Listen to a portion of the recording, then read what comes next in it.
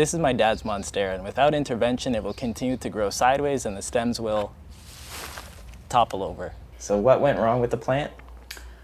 It's leaning too much to one side, and I would like it to just grow a little straighter up. And who staked the plant for you?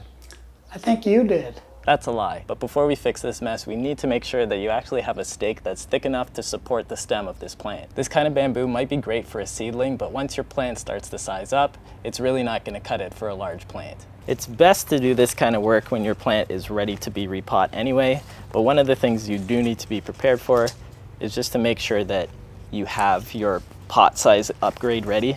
I have this pot and this pot, just some leftover stuff from what my dad had, but I'm not actually sure if it's going to go into a larger pot or if it's going to go in the same size pot because I don't know what the roots look like yet. I'm going to assume that they're healthy, but I might try to knock off as much soil as I can and then see if we can get it in either the same pot or this one that's a little bit wider.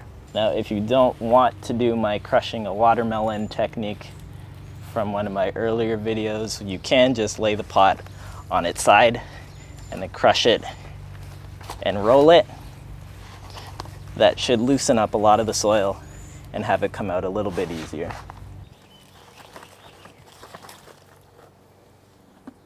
So that came out pretty easily, and it seems like there's a lot of soil that I might be able to knock off. So I'm gonna start doing that right now.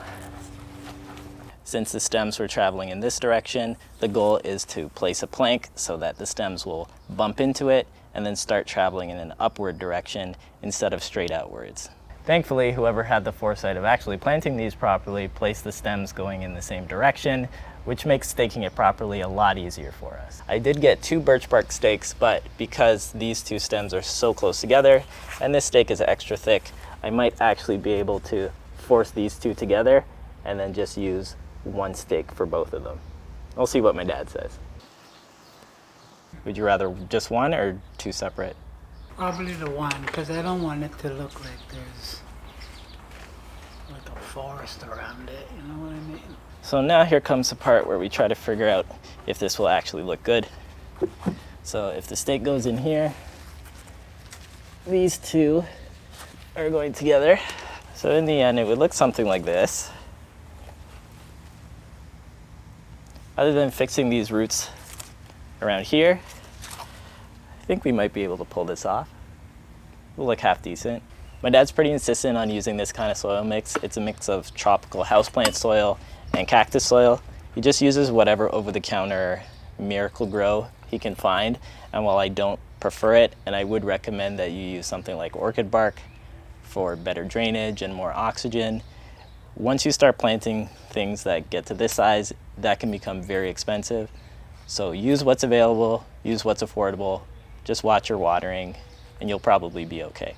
So now you'll probably notice that the stems, instead of going straight out, are on a little bit more of an angle.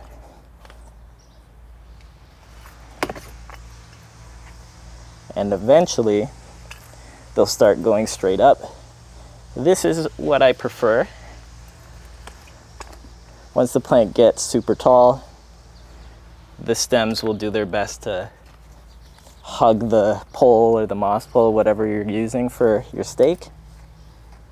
And every time the plant grows a new leaf, your job is to tie a lower section of the stem to the plant so that it is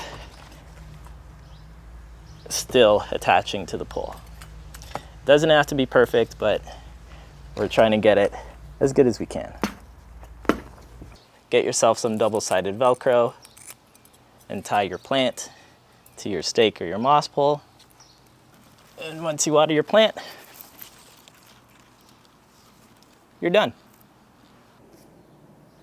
I don't want to clean this up either.